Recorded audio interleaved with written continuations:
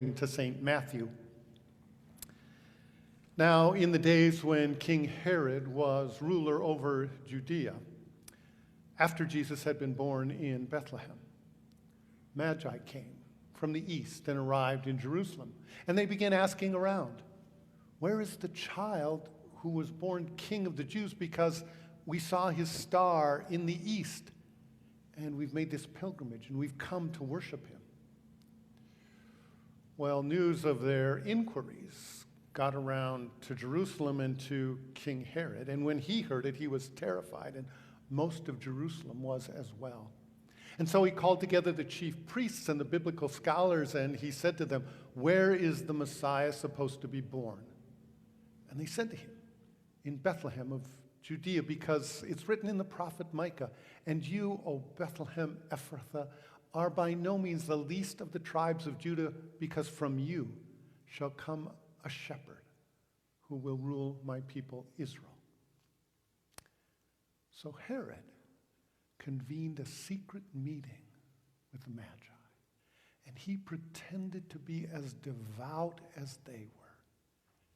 And he said, Go to Bethlehem and find this child, and when you find him, bring news to me so that I too may go and worship him. Well, armed with those instructions, the wise men set out, and as they did, the star that they had seen at his birth, it appeared again. And when they saw it, they were overwhelmed with joy because they knew they were at the right place at the right time. And they went into the house, and they saw the child in the arms of his mother Mary. And they fell down on their knees, and they worshiped him. And then they opened their treasure chests, and they gave him gifts of gold and frankincense and myrrh. But then they were warned in a dream not to go back to Herod. And so they found a different route and went home by a different way. This is the gospel of our Lord. Thanks be to God. Please be seated.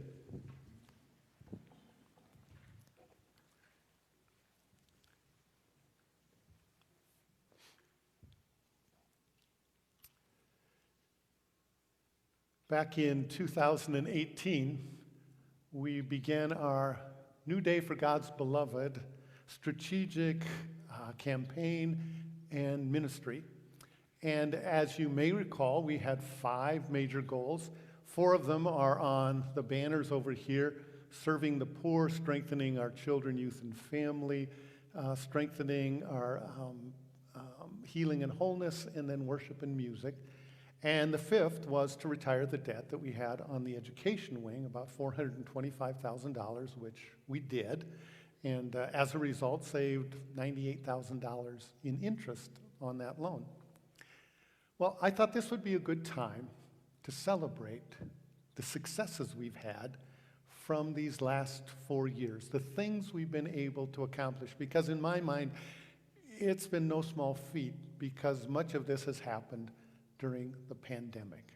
And so each Sunday here in January, I want to take a few minutes to celebrate what we've been able to do in these last several years as God's people here at Light of Christ. And so today, I want to talk about serving the poor and what we've done in that regard in these last several years.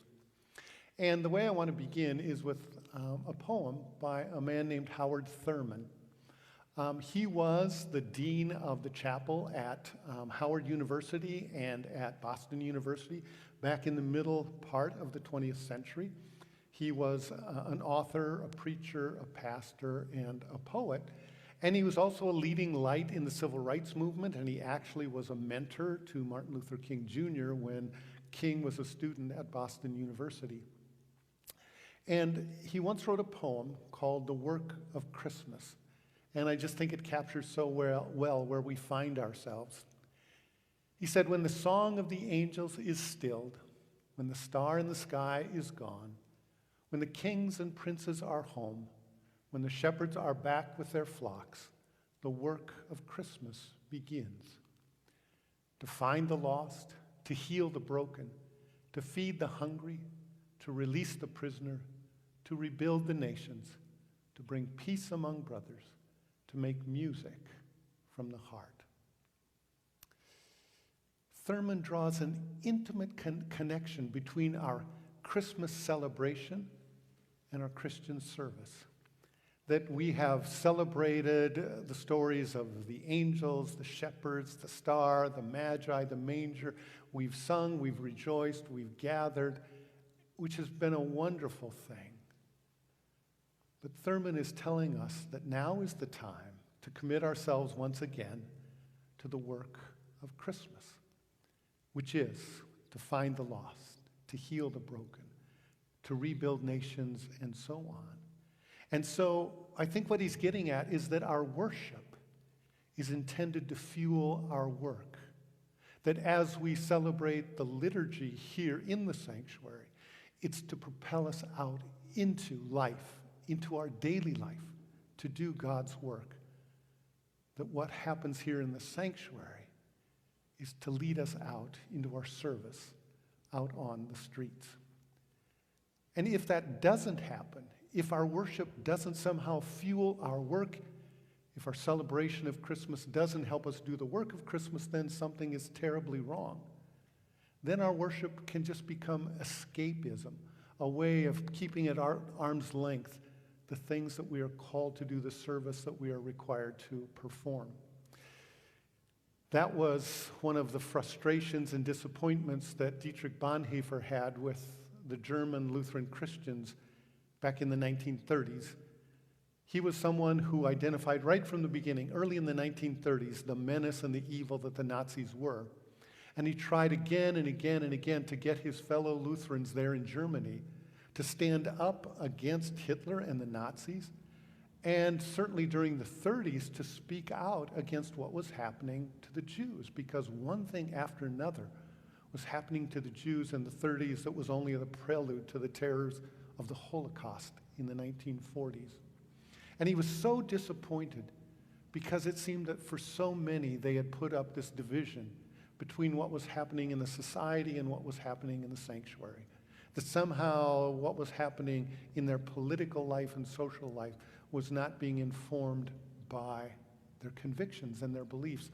And so at one point in his frustration, he said, "Only those who have cried out for the Jews dare sing Gregorian chants." That if you want to sing the beautiful music of the church, you can only do that with integrity if you're willing to stand with the least and the last, the most oppressed in our society. And so I am so grateful because outreach and service has been part of the DNA of Light of Christ for decades, long, long before I came here. And it's so critical that we continue to strengthen that and deepen that, because God forbid that we could ever be accused of being escapist, that we somehow are trying to sit here in our beautiful sanctuary and not deal with those who need God's love the most. So I am just so happy with some of the things that we've been able to do in these last several years. You may recall that we decided right at the beginning that we were going to take 10% of whatever we raised in this capital campaign, set it aside, and use it for outreach, for serving others. And we did that because we're a tithing congregation. At least 10% of everything we're given goes elsewhere, goes to others. So these are some of the things that happened with that. One of the first was we got involved, whoops, my bad, sorry, it wasn't you, Sherry. We got involved with Nourishing Hope, and that's a ministry that we share with 4 other congregations to feed people in this area. And so over the last 2 years, it grew out of the pandemic, we have fed between 40 and 80 households once a month. Whoever shows up gets a box of food. And one of the things that emerged as we were doing this is the need for, the desire for a refrigerated truck. And so along with these other congregations, we gave $7,500 to buy that truck so that we could also distribute perishable foods, produce, fruit, that sort of meats, and et cetera, which we've been able to do. And so My thanks to all of you who've been a part of that. It's been wonderful. And I want a special shout out to Jerry and Sue Untied for all the produce that they have distributed or given, especially in the fall in these last 2 years. So that's one thing that we've been involved in because the pandemic has made food insecurity even greater. Then we also have given money to the Delano School District, $9,000. And the way that came was I was in a meeting with Paul Ludwig, one of our members, who is the Dean of Students at the elementary school, and this was November a year ago.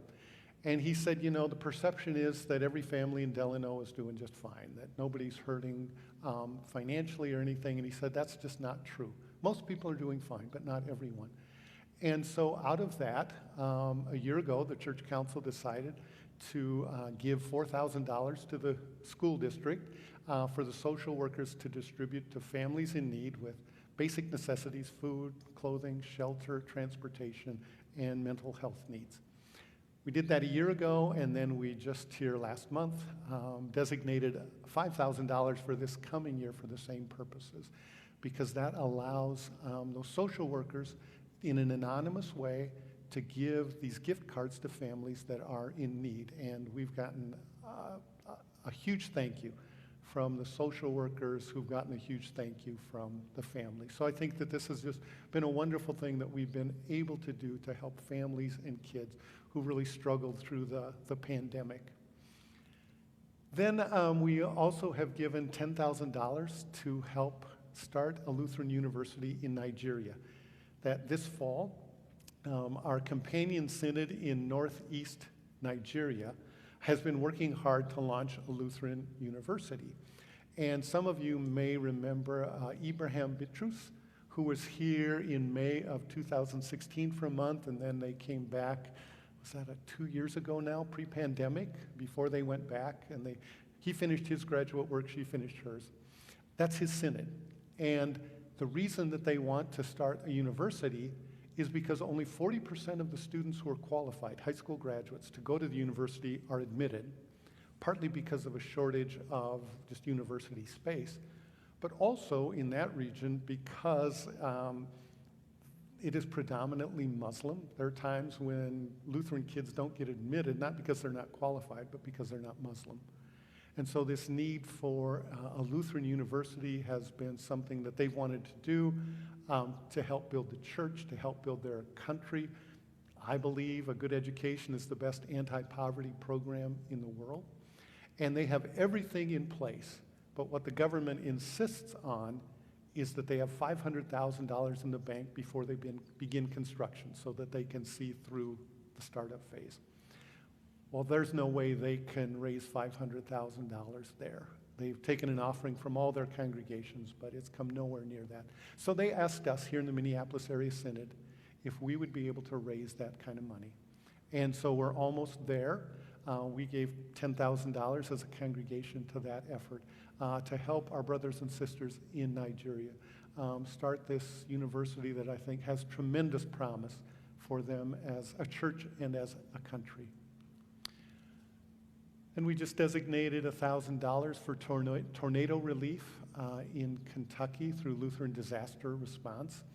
And one thing I want to say to you is that disaster response is one of the best things we do as a church body. I know, I've been through it 3 times with Lutheran Disaster Response. And when Lutheran Disaster Response comes, our niche, our thing, is being there for the long haul. So like when we had the tornado in Granite Falls, we had somebody from LDR there for 3 years, helping families get back on their feet, because that's how long it takes to rebuild, not just your house or your business, but your life. And of that $1,000, all of it goes towards families in need. The administrative costs, the staff, et cetera, come from our regular offerings, because 5% of what we give goes to the national church, and that's the money that gets used for paying those administrative costs. So any donation you make to LDR goes 100% to those in need. It's a great ministry. I could speak for a long time about all the good things they did in my own experience.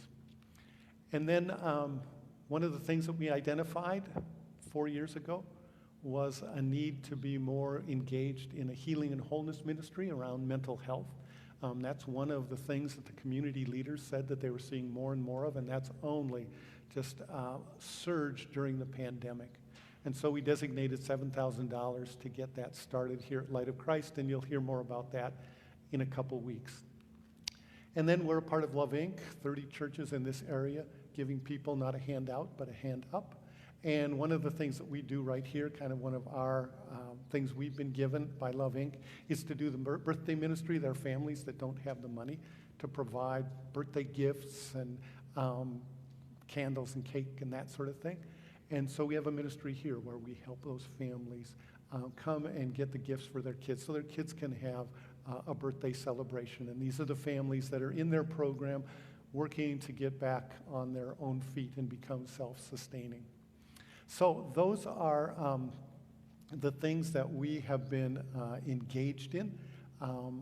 And there would have been more had it not been for the pandemic. We could have done a lot more hands-on sorts of things, and I pray that as this pandemic ends and we get into the endemic stage, we can continue to do more hands-on things. We had our youth go to Feed My Starving Children. They made sandwiches, the bags for people who are homeless that you can give out and so forth. So we've done some of that, but not nearly as much as we would have had the pandemic not come and given us those limitations. So I just want to say thank you. Thank you for your generosity. Thank you for your generosity during this pandemic. Thank you for helping to find creative ways to continue to serve those most in need, because I think the need continues to be so great. So thank you for doing the work of Christmas in a very difficult time. I'm just very, very grateful for that. And so what I'd like to do to end is to play you a musical version of that poem. It's a choral version by a group called Bel Canto, which is in South Carolina, I think. And it was done a year ago when we all had to do it on screens. You couldn't sing together in person. Beautiful version of that poem. But I'd like you to think about the work of Christmas for you in this coming year. What is it that the Lord is calling you to continue to do in terms of doing the work of Christmas? What is it that he has for you?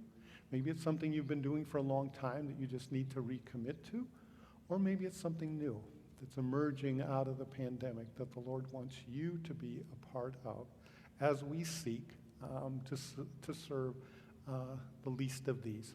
So I'd invite you to ponder, to pray, to think about that as we watch and listen to this musical setting.